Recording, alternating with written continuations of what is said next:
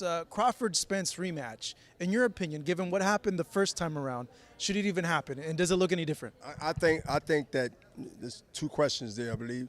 I say first, exercise what was negotiated, whether we disagree or agree. He negotiated, it was handled as negotiated before the fight took place. So my thing is, given what they negotiated, unless they bail out, when I say they, well, that's one or two say, hey, no, I'm going to go to the next, I'm going to go this way.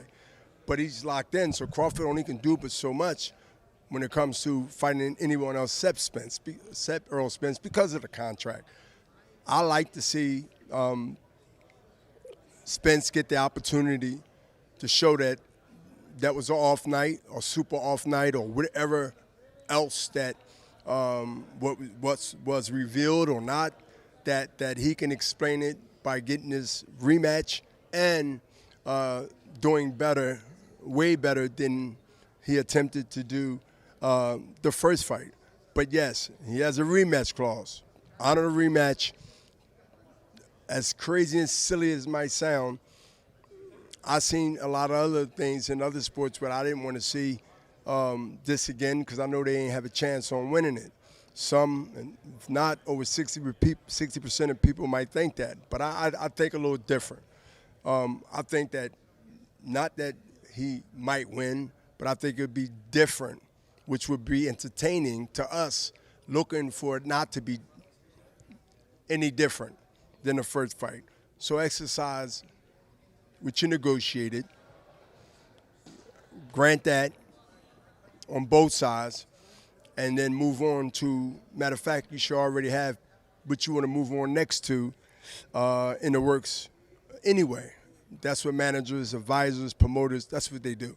And hopefully some fighters will start taking that good lesson. But anyway, I think that the fight has credibility to go for the rematch based on what they negotiated.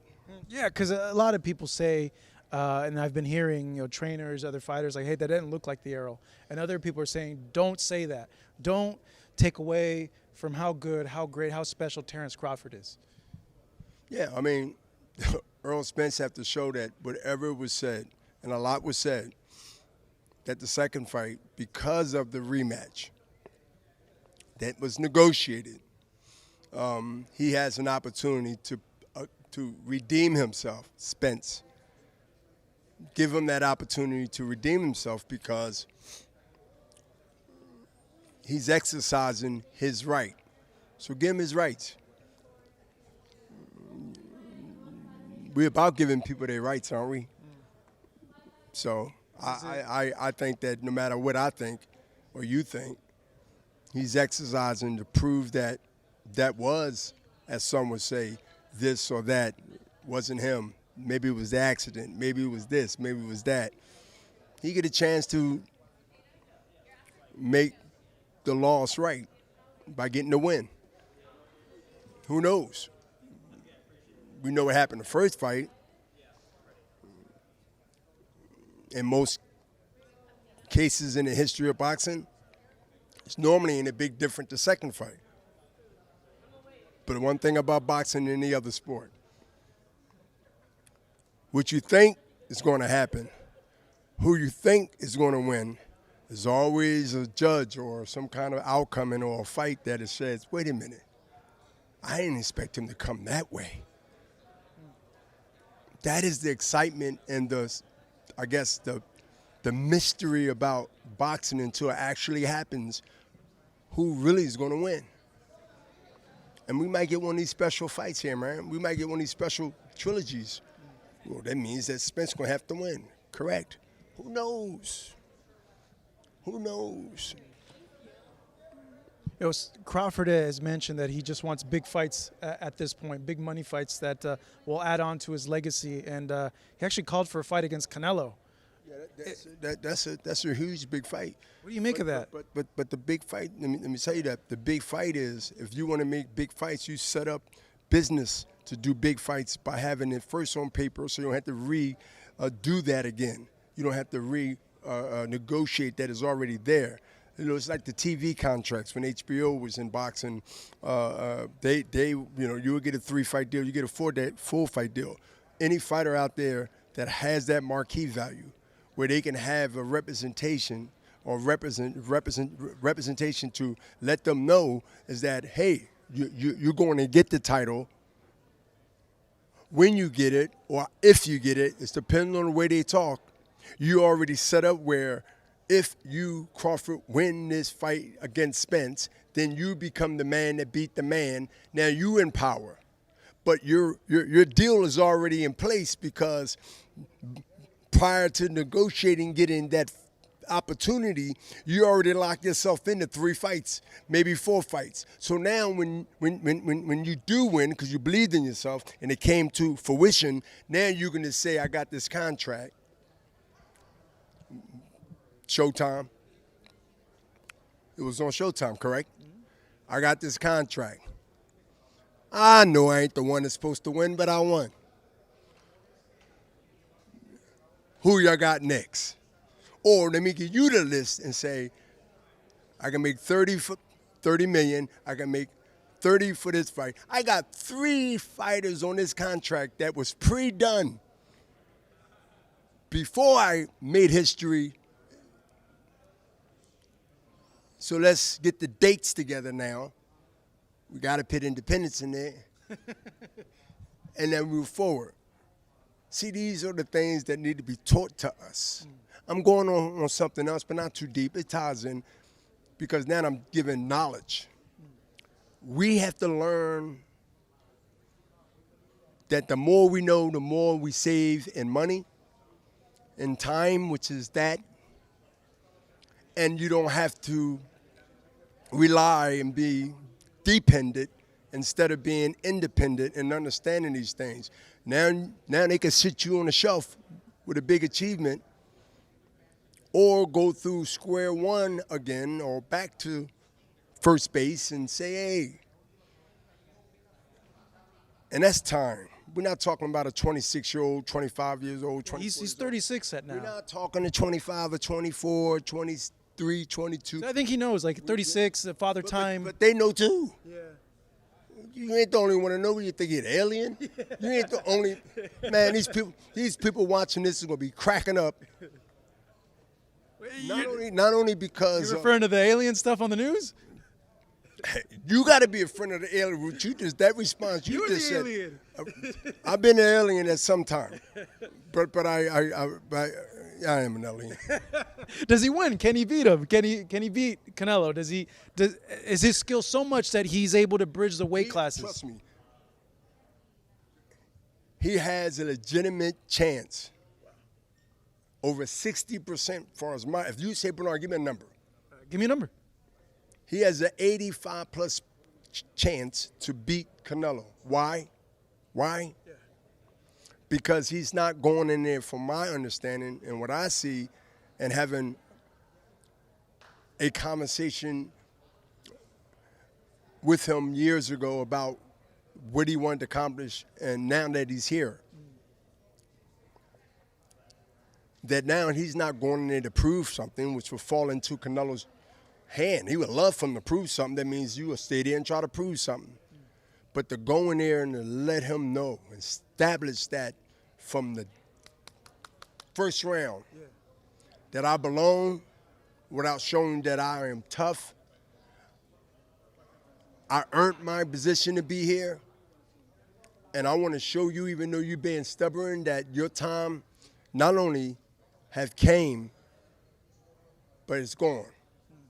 Canelo has to be thinking different based on what he's seeing and what's being done to him. Not beat up, not this. He has to be shown that he's slowed up. He ain't going to surrender and say, I slowed up, so I'm going to act like it. No, he has to be shown. And it has to be early for that chance to be granted to Cholo. He has to actually establish that for this is going to be a long night. Yeah. He got to, and it's not. He has to have the conditioning too, right? Tell you, it wouldn't be the long night for Canelo. Or for Crawford. No. For Jamal. For Jamal. No, Jamal. Jamil. Yeah. We're talking about Canelo here, right? Yeah. I was going to lead into that. Like, before we talk about Crawford, he has that fight with Tramel, which a lot of people are giving him a chance to win, too. It looks like you, too, right? I give him a chance based on if he set the tone the way it needed to be set early. The fight haven't happened yet. Yeah.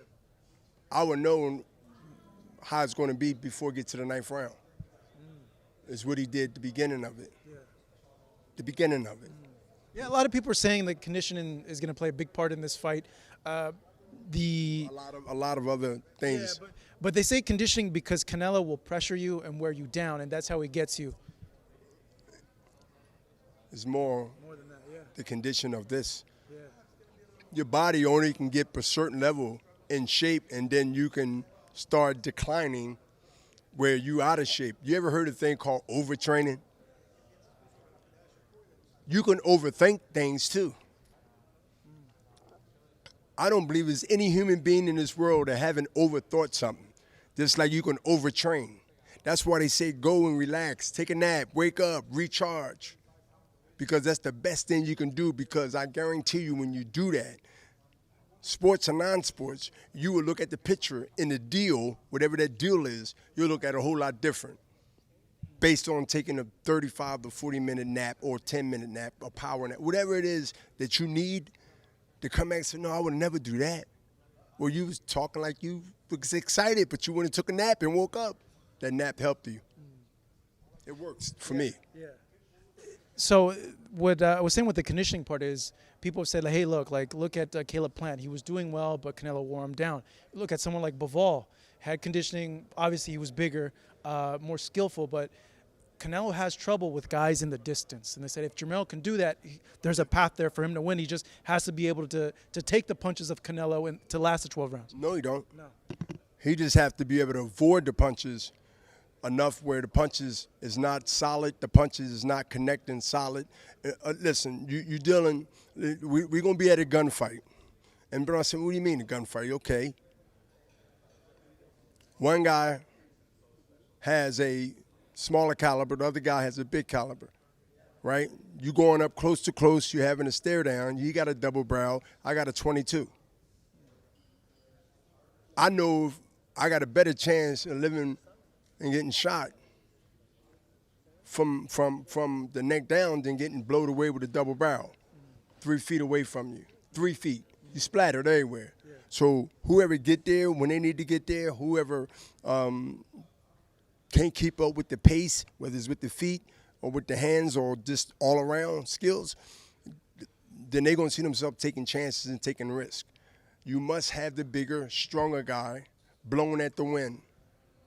Means that he got to be throwing punches to kill you, and you just doing enough to matador to the bull.